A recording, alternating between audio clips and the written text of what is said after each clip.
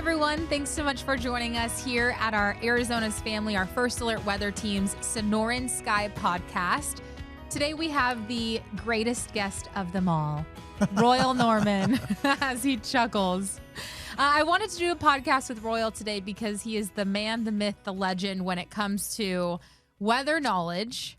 And you've been here in this market in Phoenix for so long that you understand the weather patterns, and I think it's very interesting to get your perspective, especially during the active monsoon. Yeah, seen it change a lot too. It's amazing how much it's changed since we moved here in the early 80s. And you know, it's like it's almost a whole different ball game than it was in the 80s. It has changed so significantly. That was one of the questions I had for you because just so people at home know, I went around our newsroom and I went to some friends, some family, and I asked, specific about the monsoon, what are things you don't understand about it, or what is confusing, or maybe when we're on air, what don't you understand about it? Yeah. One person actually had that question. She said, Alexis, she grew up here. She said, I feel like this used to be way more common of a thing. Yep. And just in the last few years, it maybe hasn't been. So that's why this year, when we saw a couple of those storms, it seemed so significant, which I know Monday nights was. Yes.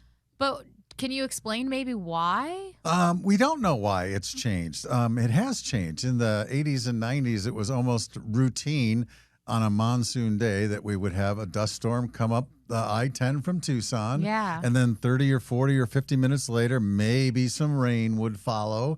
And that was the sort of pattern that we saw for a long, long time. And it seemed like, in the 80s, it was a wet decade. We saw a ton of monsoon rain. Yeah. I think we had one season where we had almost 8 inches of rain. Can you imagine that? Wow. During the summer? Yeah.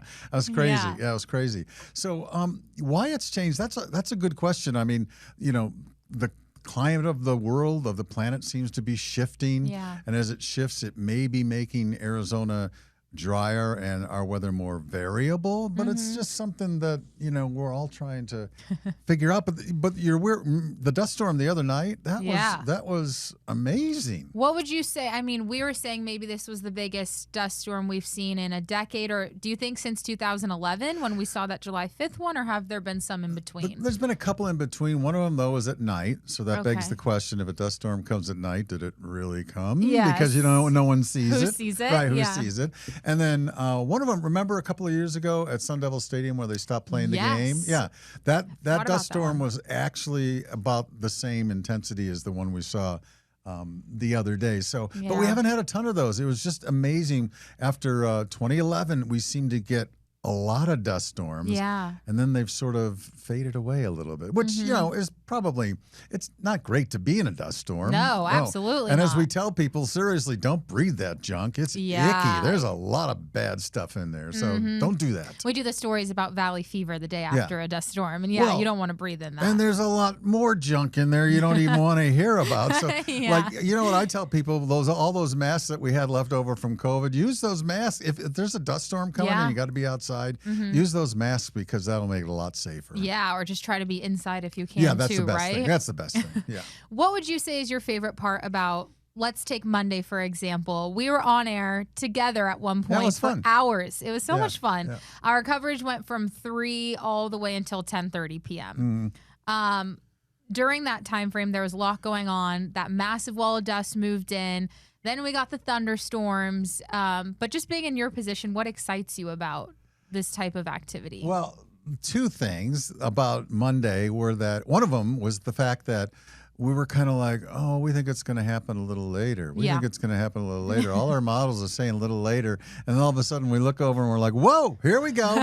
Here we go. Giddy up. And I guess that's the second part of it. You get on the horse and you ride. And it's just a blast because Channel 3, since back in the day, has always been Channel 3 and Channel 5 in Arizona's Family, has always been stations that really just, got into weather and thought it was super important when it was happening. And so it's just fun to be on that that ride, and all our reporters who were out there, who were with all the great stuff and the videos that folks are sending. That's one thing we didn't have back in the day is people sending us videos. Yeah, now everyone's up on our Facebook page. Yeah. It's almost like one every 5 minutes They're or maybe more. helping us so much tell the story. Yeah. And we really appreciate that. And that's one thing that has made the job a lot of fun because it's become kind of interactive with the viewers. Yeah, but it's fun that they get to help share What did you story. think about it? Did you enjoy it? That was kind of your first big storm. It was. Yeah, did you like it? It was fun. Yeah. It was exciting. It was fun to be a part of, too, because like you said, we had team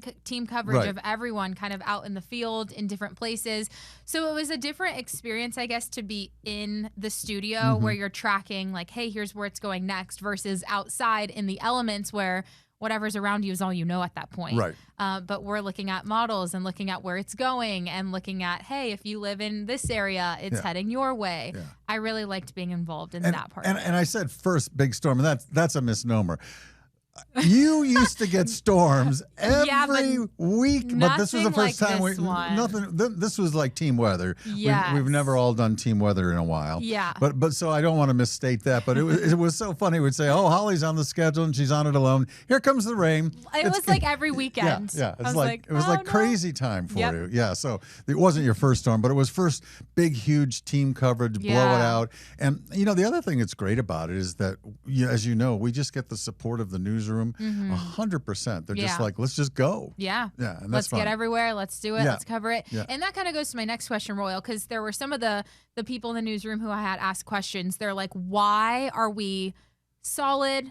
No problems. Then boom. It's like, it's here. Yeah. Everything is craziness. Yeah. And that was a question a lot of people had, is like, why is it such a sudden shift in our weather? It was certainly a good question on Monday. We knew the potential was there. We wrote in our stories that the atmosphere was the most unstable it had been all monsoon long, but we had kind of a terrible monsoon. So what does that mean? In our minds, we're all thinking, well, it could be a blowout. Yeah. These storms started well down along the border with Mexico. And so again, you're thinking, long way to go. Yeah. And then all of a sudden, I think the first time I realized it when we were in there together was we saw something on one of the social medias, or someone sent us of dust blowing like crazy down in Marana or something. Yeah, I think it was Marana. Yeah, and I was like, whoa, Nelly, here we go. And so, a lot of times those storms don't make it up here, but that one had the intensity to, produce a huge dust storm. And the crazy thing about it was that the dust was followed so closely by the rain. Yeah. It's normally not that way. You get the dust and spreads across the valley and everybody's like, please bring me rain. Right. And then you maybe get some. The rain was right behind the dust. It was crazy. And I feel like that was almost exciting because it was like we were getting everything the monsoon encompasses. Yeah. And then it also helps with the air, because if we at least get some rain to kind of wash things out, we're not just stuck with just the dust. Yeah, we had no real bad air quality issues because it got rained right out instantly. And by the way, did you see some of those videos? Planes were taking off at Sky Harbor just ahead of the dust storm. I was like, man, I'm glad I wasn't flying that day. Yeah. And that video was going viral because people were commenting like, Southwest just said like, we're sending it,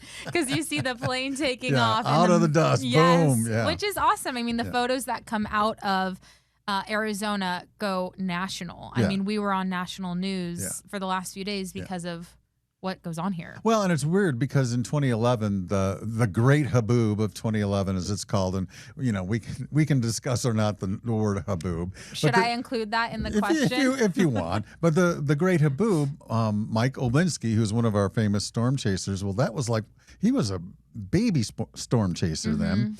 He caught a huge dust storm engulfing downtown. Yeah. And because it was social media 2011, in 10 minutes, literally, it was around the world, and people were calling everyone on the phone, like, are you guys okay? And it looks like, Armageddon. Like, what is this? Yeah. And so that really solidified the term Haboob, and also the fact that Phoenix does get these big dust storms. Yeah, it's definitely crazy. A unique weather pattern for this region, for sure. What do you think is the hardest part about being in your job, in the job that we do during the monsoon? Because like you said, sometimes we think, well, this might be a wash because that has proven to happen where there's maybe some dust that we could see later on in the evening, then we see nothing.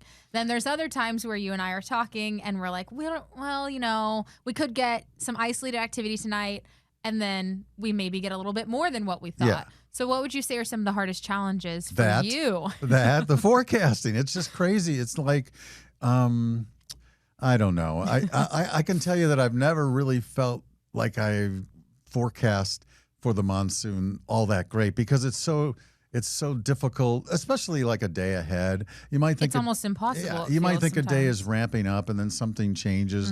And then oddly enough, the day after the big storm, we're all rolling in and we're like, well, the atmosphere is flattened out. We don't have to worry today. It's chill time.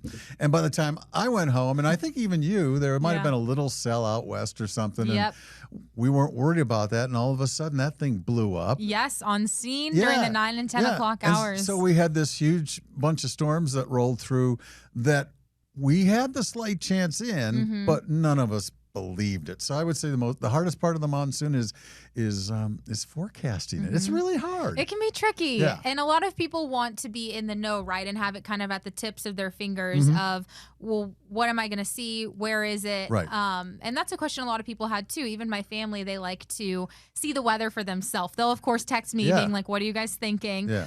But what are good maybe outlets that you would suggest to people if they're maybe, obviously our AZ Family weather app is awesome. Yeah. It's great. Yeah. But anything else you? Well, the thing I like, the best thing I like about our app, and by the way, it's in like a change phase. It's going to be changing in the next 6 months, I believe. But the best thing I like about our app is it gives you that lightning proximity warning. Yes. And I think that's very important. It'll give you a little beep and say there's been a lightning strike, whatever, 4.3 miles away. Yeah. And I think that's super important because we spend a lot of our time outdoors. And when lightning's close like that, we don't want to be outdoors. We want to get indoors. And so that's what I love about our app. You can also track the storms on it. It's very good at that as well. And you can actually drag it to wherever you want in the country if you want. It can follow you around. And, you can set alerts on there for weather warnings and stuff. But the lightning part is my favorite part because I think that keeps people safe. Yeah, for sure. Yeah. How would you compare maybe this monsoon? You've been doing this. How many years have you been doing this?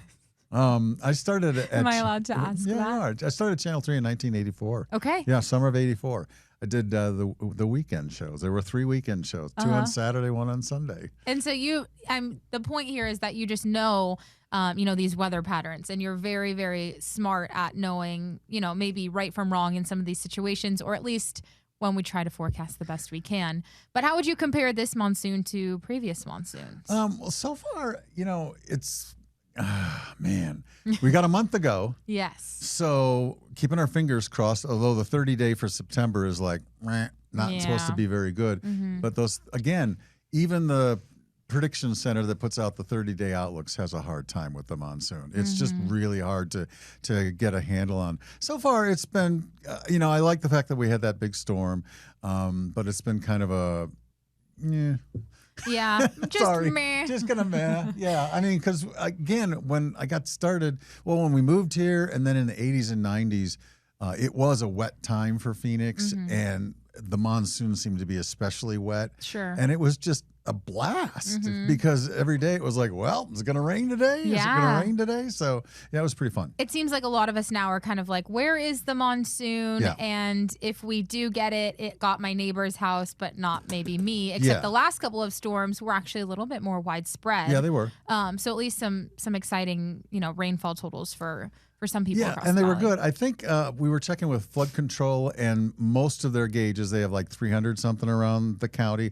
are still behind average for the monsoon. But sort of the near west side along the I-10, I want to say the I-10 corridor going out toward LA is about average. So that's the area that's been getting the most rain so far. Okay. But yeah, everyone's a little bit behind, so it'd be nice if we could pick things up because, the monsoon hasn't been super important typically in our water concerns and things like that, but as we seem to be getting drier and drier, well, it may become more important. For sure, at least getting maybe closer to the average rainfall totals or and not sinking below it. Keeping the ground moist so that when we do start getting runoff and stuff in the winter, it's not all just soaking in, it is running off. Right, so. okay. Yeah. Is the monsoon your favorite part of this job, or do you think? Not by far. No. Why? Why? Yes. Because I work with a bunch of great people. If you were to pick, I guess, any type of weather I got to pick a weather event. Yes. Oh, okay. I can't pick people? No people. Unfortunately, no let me people. pick people. Okay. We're looking for the strict answers here. I think I love the monsoon. And I love the monsoon because even on like when you're out and you're not working, even on let's say an average day, you have these beautiful anvil clouds off in the distance, these cumulonimbus clouds. If you're in the high country and you're in a specific location, like, folks up in Pine Top, it's 1:30, we'll see some rain about now. Yeah. It's just wonderful to watch around Arizona, and, all that video we get from the high country just kind of, brings us right back there. So, yeah, I would say the monsoon and the big towering thunderstorms are they're just amazing to me because I grew up in the Midwest, and you never really see the storms that clearly. They're not that isolated. Yeah. And these are these beautiful, like, you could make a painting out of them kind of storms. It is beautiful. Yeah, so that's my favorite part is how just unbelievably gorgeous those storms are. And I think it keeps us on our toes too, right? Because one day, there could be something crazy like what happened on Monday with that crazy storm, and then the next day nothing. So it keeps us on our toes. Definitely keeps us on our toes. We don't have a day where we kind of chill out and go, well, we don't have to, la, la, la, la, la. And it's funny, too, is that we're always looking for the signs of that next little burst of the monsoon. Like right now, as we record this, we're looking at some signs that maybe late next week there might be a little burst of monsoon activity. Do we know that for sure? No. Are the maps trending that way? Yes. Can we lock it down? No. Could it change? Yes. And will it change? Probably, right? Yeah. So that's kind of the fun thing too, is because the technology in forecasting has really gotten so much better in 40 years. It's amazing. Yeah. Haboob or dust storm? Well, maybe we'll end it here. Okay, that's fine. Here's the funny thing, I will speak to the truth because April will probably watch this. When April was first here in the aughts, when she first, I like that, for, 2000 to 29, 2000 to 2000 to 2009 is the aughts. Okay. I just love saying that. She'll remind me that I sort of had a no haboobs zone rule. Interesting. And so I kind of got on the newsroom about, let's call it a dust storm. And the reasoning was this. And the reason that people can argue for dust storm, and I'm fine if they argue for dust storm, I'm fine if they use haboob, because here's the thing. I know what you mean. That's the thing about language. But I liked dust storm because I grew up with it. I call it dust storm. And I still like dust storm more than haboob, but I don't mind haboob, don't get me wrong, because dust storm warnings are issued, not haboob warnings. Sure. Now, that may change somewhere down the line. So dust storm is my fave, and I was lucky enough that I got to meet the fella, Sherwood Idso. I believe he's passed, but I did a lot of stories with him in the 80s and 90s. He's the father of the Arizona haboob. Okay. He's the first guy that put in a journal of meteorology, had a picture of that lens-shaped cloud coming into Phoenix. He took it on his roof in Tempe, and it got published, and the headline was an Arizona haboob ? Okay. And then he went and wrote a story about that, and that was 1972. Okay. And so the word's been out there for a long time, and it never really kind of caught. And like I said, I think it caught in 2011 when we had the great haboob of that monster. Yeah, the monster one. So now I'm cool with either. I mean, I'm cool with that. What do I know? Tomato, right? As long as I know what you're telling me, I'm good with it, right? I do think it is interesting because, like you said, it is either a dust storm advisory or a dust storm warning. So in that sense, I can see why it goes that way. You could also see why it goes the other direction. Well, and here's the thing. All haboobs are dust storms, but not all dust storms are haboobs. Boom! Royal, thank you so much for joining me on this side. Normally, you're the one that's sitting over here. Yeah, it was fun. This is awesome, getting to be the host. Again, this is the Sonoran Sky podcast with your First Alert weather team. Thanks for joining us.